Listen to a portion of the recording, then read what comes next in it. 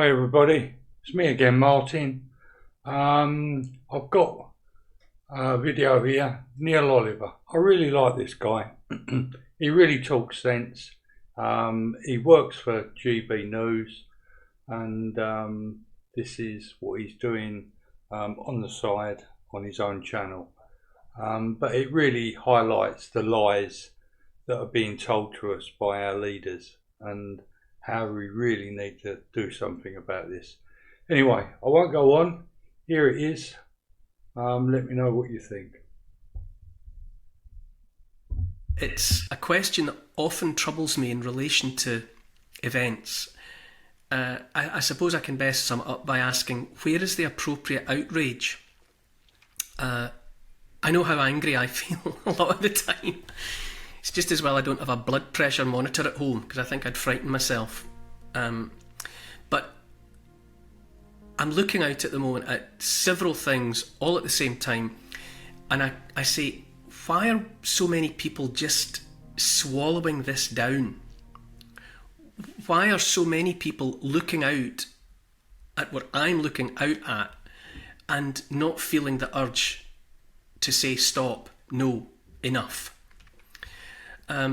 Where do I begin?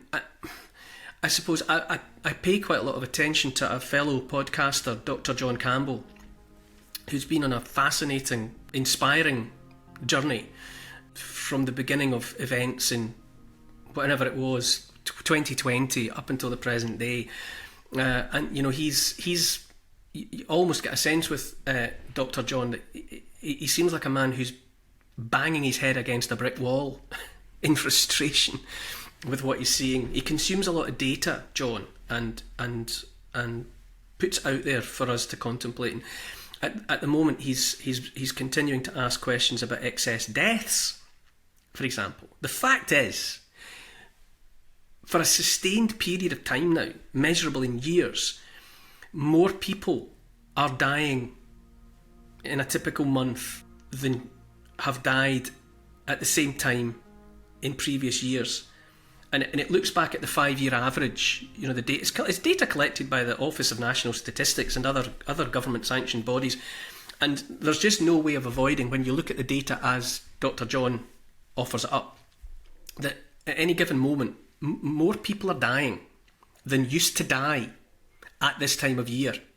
And that's as month follows month follows month. I think the last one that I saw, he was saying that in the UK, the excess death level was about 8.8% higher than you'd expect for the time of year. And it's not just here, it's across Europe, it's across the world. And he patiently and politely asks the question again and again, why is there a deafening silence from the authorities and the mainstream media? Here in the UK, MP Andrew Bridgen of the Reclaim Party has asked repeatedly in the House of Commons, as is his right, in fact it's his responsibility that he properly takes seriously, to ask questions. He wants a debate, he wants consideration given to these excess deaths, and the rest of the population of that place says no. Fingers in ears, eyes closed. You know, here's a snapshot figure. At the week ending June the 20th, 2023, there were 10,373 deaths in England and Wales, and only something like 129 of them mentioned COVID in any way, and only 79 of the 129 suggested that COVID was the underlying cause. Right, so that's, let's say 129. The rest of them have a big question mark at them. He points to similar outrage across Europe. More people are dying than should be dying, than normally die at this time of year. And it needs a conversation. That's all he's saying. That's all I'm saying. We need to confront this. This is being swept under the carpet. The powers that be seem to be just following a policy whereby they think if they can hold their breath long enough, all the questions will just die away. So that's as a for instance, you know. And where is the outrage? Okay, where is the outrage about that? These are questions that need to be asked. And then my daughter, to change tack completely, my daughter, Evie, is a student at Edinburgh University. Talk about the worst possible time in history to be going to university. Today, she showed me a TikTok video or something online, and it was a graduation ceremony. Okay, because, there's been it's graduation time at Edinburgh University, is it at this time every year. And the students sat in the hall, were listening to one of their own, who'd obviously taken the opportunity to stand up and question what the hell's going on. Because they were handed empty cardboard tubes that are empty degrees, as he was describing them. Because as well as the lockdown, meaning that the kids didn't get any lectures, most recently, the markers haven't been marking exams, haven't been doing any assessments of the work the students have been handing in, which means that the cohort who graduated this year, instead of getting a degree certificate, they've been handed cardboard tubes with nothing in them. And they've been given letters of apology saying that because they can't have marks, because the markers aren't working, they're just left in this kind of weird limbo. They've got a pass or fail scenario at best, so that they don't know if they've got a first or a 2-1 or a 2-2 or a third or whatever. They've just been put on hold. And yet they were still expected to turn up for a graduation ceremony and get handed the cardboard tube and get a tap on the head from the patron of the university. Where do you begin? They say, I've read elsewhere that students in the UK come out at the end of it with an average student debt of £50,000. They've stopped teaching the kids, they've stopped marking the exams, but they haven't stopped taking the money. Now, it's an outrage beyond... How can you make sense of what is being done to our children's education at the moment? How can you fail to be outraged? How are they supposed to go forward into the next step of their lives when their 4 years of university education are just a grey area where potential employers have no way of meaningfully assessing what has actually happened to them? I mean, in the clip, it's amazing. The kids take their letters and their degree certificates and tear them up and just throw them into the air. And you can hear someone in officialdom's voice saying, please don't do this, and please calm down, and please. And what this bubble, this air bubble of nothingness that's been injected into their children's lives, that's just going to follow them through the rest of their lives.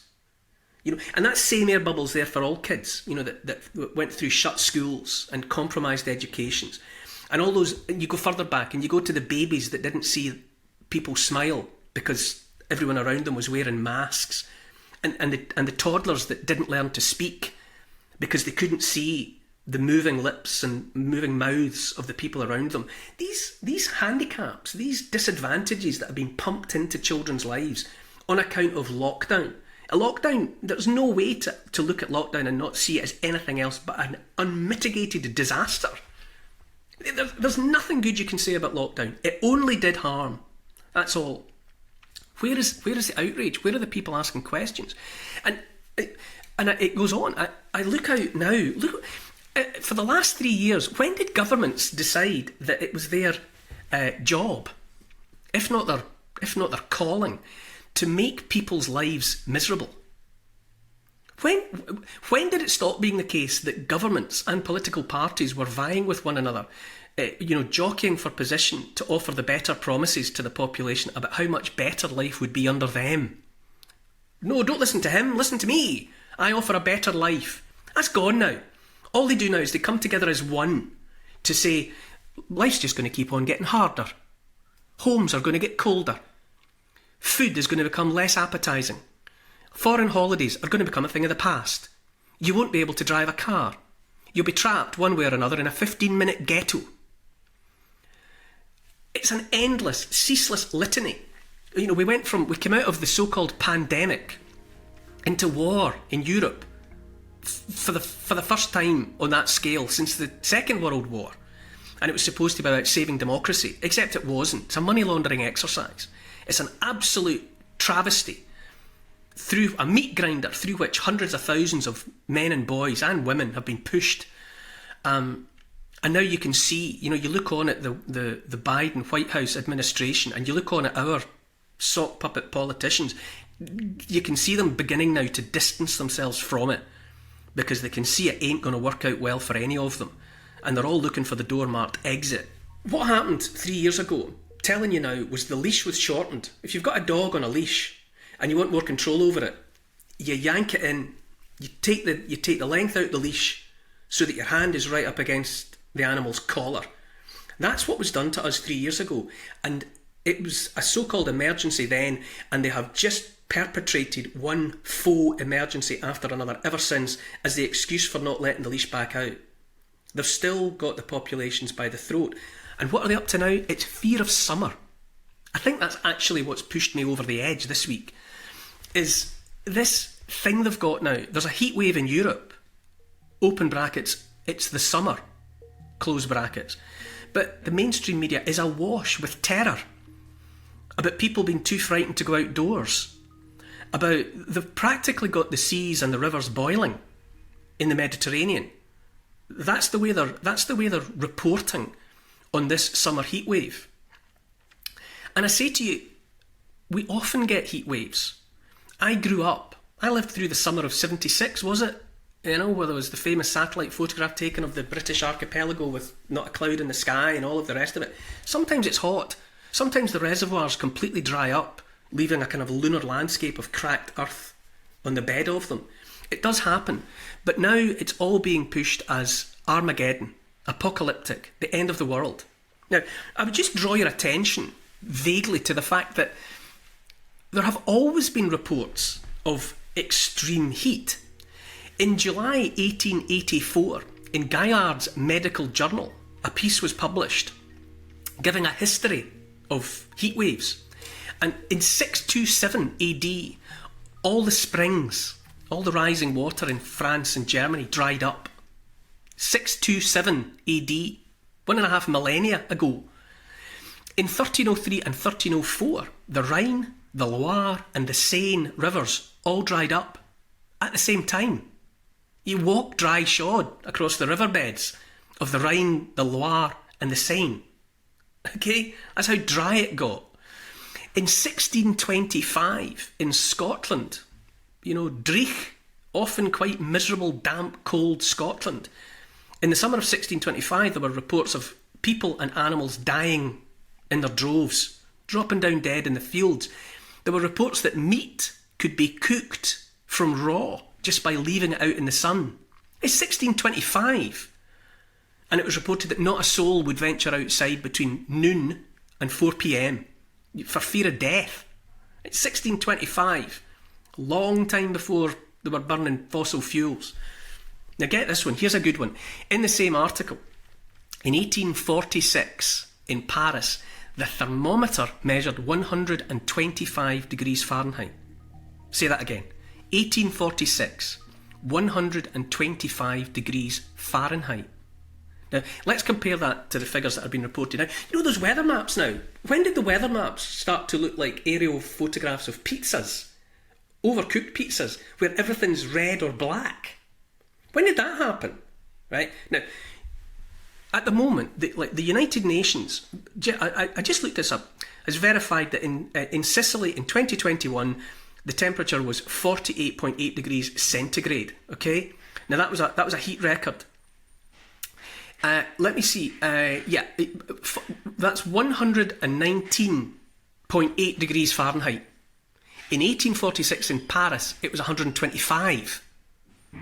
Now, Paris is a lot further north and should be cooler than Sicily. This week there were warnings of 114 degrees Fahrenheit in Sardinia. So, whatever's going on, it's warm this year. It's a warm summer. And as has happened throughout history, people are being overcome.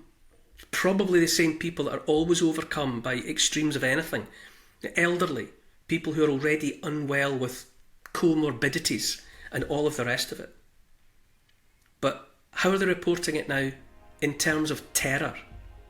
If we are going into a period of sustained warmer temperatures, it's precisely the kind of period when we're going to need access to fossil fuels to power the air conditioning and to mitigate all of the consequences of that extreme weather. We will, above all else, we will need cheap, accessible, reliable energy to get the human species through whatever, a warmer period of Earth's history. This would be precisely not the time to get rid of cheap, accessible, reliable energy. No matter what's causing it, you don't want to be without the means to cope with it.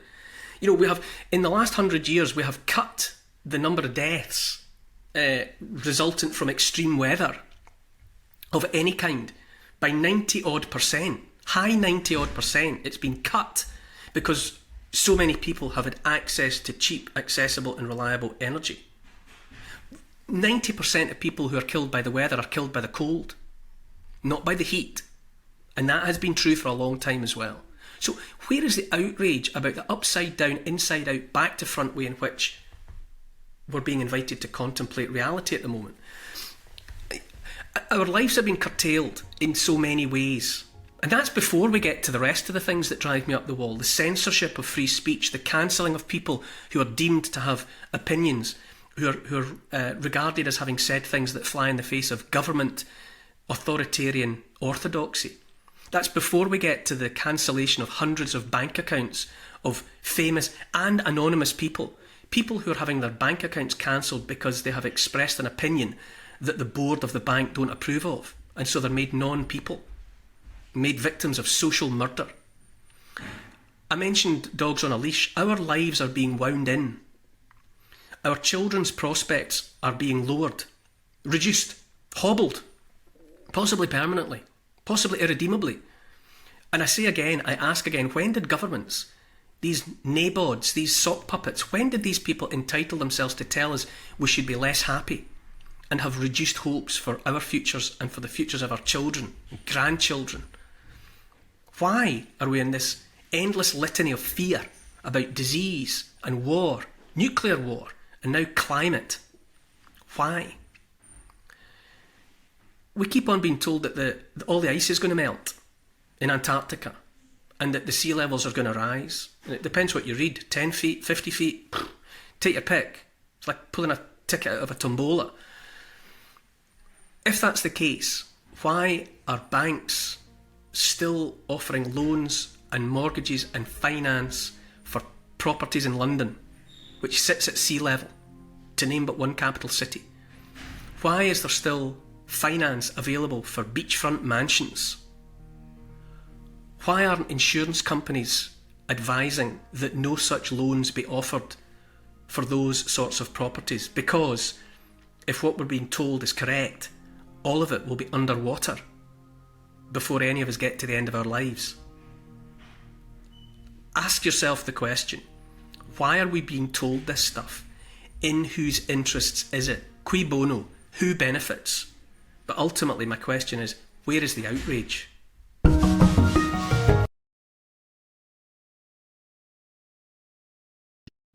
Well, that's certainly an eye-opener. I didn't know anything about the students, which I think is terrible. And the weather, you know, our leaders are just trying to terrorise us, as they always do. And it's working with the zombies, you know, the BBC watchers. But we know better. But then again, we're not getting anywhere, are we? Something needs to be done, because I know I'm sick of it. I think we've all got problems in our life. You know, I feel sorry for people that have got people in hospitals, children at schools.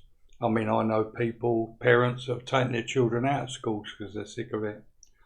I know somebody who's got his father in hospital, and I won't go into it, but it's not good, and his treatment's not good.